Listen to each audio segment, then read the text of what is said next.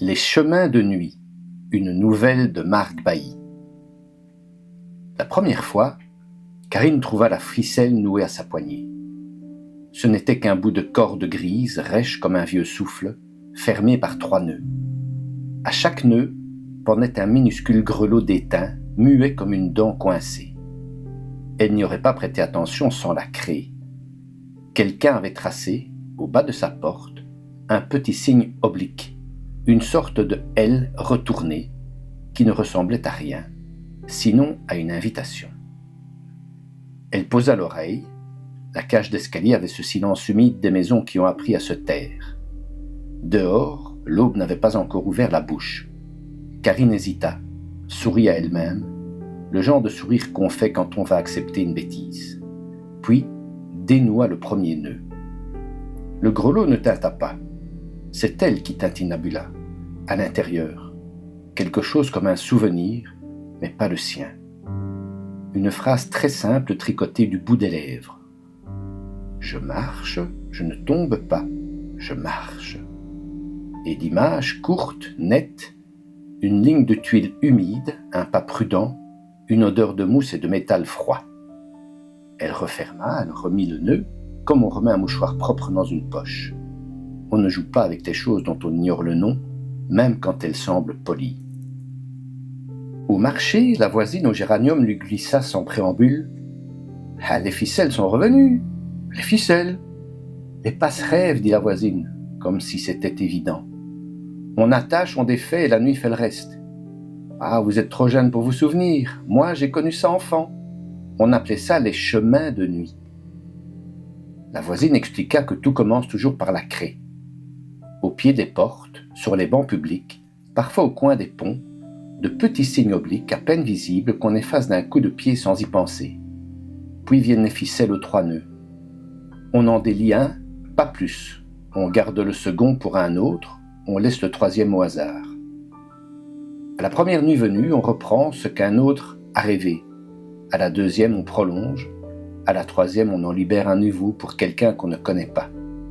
C'est l'usage, dit la voisine, avec cette moue des gens qui se souviennent d'un règlement qu'ils n'ont pas écrit. Et si je ne veux pas, demande Karine. Vous n'avez qu'à balayer la craie, dit la voisine. Mais la craie revient. Elle trouve toujours le pied qui hésite. Le soir, Karine balaya. Puis par défi ou par curiosité, on confond souvent, elle dénoua le premier nœud une seconde fois. La même phrase revint. Je marche, je ne tombe pas, je marche. Mais ailleurs, plus loin, comme si le toit avait changé. Elle sentit très distinctement le vide à gauche et la tiédeur d'une brique sous sa paume. Elle dormit mal. Non pas à cause du rêve, il était net, presque courtois, mais à cause du matin. Le matin avait changé de poids.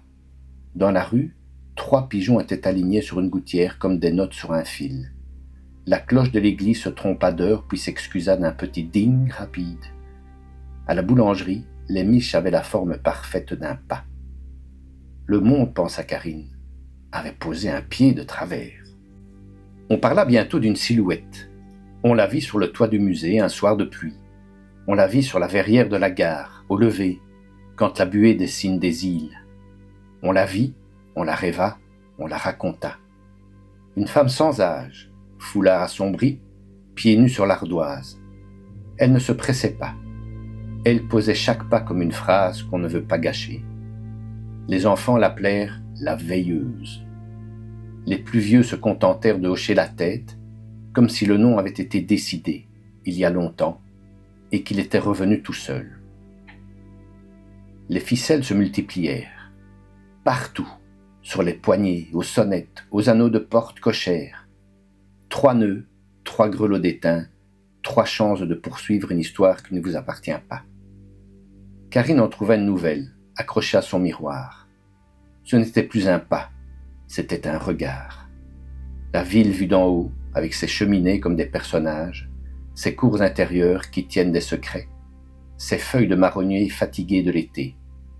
Au bord, un foulard, peut-être rouge, peut-être brun, on ne met pas d'accord dans les rêves, et vibrait légèrement comme une note tenue. Elle commença à avoir des correspondances. Un chat qui s'assoit toujours sur la 3e marche, une porte qui résiste un peu avant de s'ouvrir comme si elle attendait qu'on prononce un mot de passe. Des bancs qui, la nuit, avancent d'1 centimètre vers la place. Ce n'était pas spectaculaire, c'était insistant. Le facteur, un matin, lui lança d'un ton neutre. « La poste ne prend plus de lettres adressées aux veilleurs. »« Aux quoi ? Aux veilleurs. Ceux qui nous et dénouent sans se montrer. On en reçoit des paquets pour eux. Des 3 mots sur papier pelure. On dirait que les gens veulent confier leur nuit à des inconnus plutôt qu'à leur mort. Et vous vous en rêvez ? » ?»« Je dors debout, » répondit le facteur. Et il partit. La 3e nuit, Karine dénoua le second nœud. Ce ne fut plus la marche, mais la porte, une porte sans huisserie, plantée au bord du toit, ouverte sur un noir qui n'était pas un noir, plutôt une façon de dire « pas encore ». La veilleuse ne regardait pas la porte, elle regardait Karine. Ses yeux n'avaient pas de couleur, ils avaient un calme. Elle fit un signe très simple, non de la tête, oui de la main, comme font les gens qui savent que la politesse est une clé. Au matin, le signe de craie sur le palier avait changé. 2 petites barres de plus, un L devenu quelque chose de presque familier. Karine comprit, ou crut comprendre qu'on l'invitait, non pas à entrer, à tenir. Tenir quoi ? Un fil ? Un souffle ? Une veille ? Elle acheta de la craie, ridicule manie, et se retrouva à tracer des signes minuscules sur des lieux délaissés. Le muret près de la rivière, la dernière marche de l'escalier municipal, le dos d'un banc que personne n'aime parce qu'il donne sur un mur. Elle n'avait pas de plan. Elle avait l'impression d'aider la ville à se souvenir qu'elle avait des épaules. La nuit suivante, elle dénoua le 3e nœud. Les grelots restèrent muets. Tout alla très vite et très lentement. La marche, la porte, la main, puis un mot enfin, un seul. Passe. Karine sentit la ficelle sous ses doigts alors qu'elle dormait, ce qui n'était pas possible et qui pourtant l'était. Elle fit ce qu'on attendait. Elle noua à son tour 3 nœuds, un peu plus serrés que les autres. On serre la première fois par peur. Et accrocha la ficelle à la poignée d'en face. Elle ne connaissait pas les gens d'en face. Elle n'avait jamais su leur nom. Elle se dit que ce n'était pas important. Les rêves adoptent toujours ceux qui les nourrissent. Le quartier s'habituait. On vivait avec la sensation qu'un autre trottoir courait juste à côté d'une autre, invisible le jour, tangible la nuit. Les ficelles faisaient parfois rire, parfois grincer des dents. On racontait qu'un homme avait été tenté de couper toutes celles de sa rue, furieux de voir sa femme parler en dormant. Le lendemain, la rue entière s'était retrouvée tressée de cordes, comme une épaule de géant, et le couteau avait plié. On disait qu'une vieille avait cousu un grelot sous la langue pour ne pas oublier ses rêves. Sa voix sonnait depuis comme une fourchette contre une assiette. On disait beaucoup, et le beaucoup changeait la lumière. Karine apprit 2 règles qu'on ne lui avait pas dites. La première, ne jamais dénouer un nœud au mauvais moment. Certains signes de craie sont des déclinaisons de temps. Ils appellent une nuit précise, comme les marées appellent une heure. La seconde, ne jamais donner la ficelle à quelqu'un qu'on veut garder. On ne garde pas dans les histoires, on accompagne, c'est tout. Elle enfreignit la 2e règle. C'était un soir de vent, et elle n'avait pas faim et tout pesait d'une fatigue triste. Elle pensa à Madame Caron, du 3e, qui attendait rarement qu'on lui tienne la porte. Elle accrocha la ficelle à sa poignée. Madame Caron vint le lendemain avec un regard comme on n'en a qu'une fois, désolé et reconnaissant. « Je l'ai vue, dit-elle simplement. Elle m'a montré comment tourner la main. La veilleuse ? Je ne l'appelle pas. Elle sait très bien venir sans qu'on crie son nom. Dites, passe, ça suffit. » Puis elle ajouta plus bas. « Vous savez, on dit que si trop de monde marche le même rêve, ils se mettent à peser dans le jour. Vous y croyez ?» Karine pensa aux pigeons alignés, au banc qui se déplaçait d'1 centimètre, à la cloche qui se mélangeait d'heures. Elle répondit « Je crois que le jour aime qu'on le soupçonne. » Le poids arriva. Pas d'un coup, par touche. Un commerçant jura avoir vu pendant un battement sec sa boutique dupliquée dans la vitrine d'en face. Même poussière, même carré de soleil, mais sans lui. Une petite fille racontait que sa mère avait une sœur identique qui n'avait jamais quitté le toit. La mère riait, puis rougissait sans savoir pourquoi. Un chien refusait obstinément de monter les escaliers qui sentaient la nuit.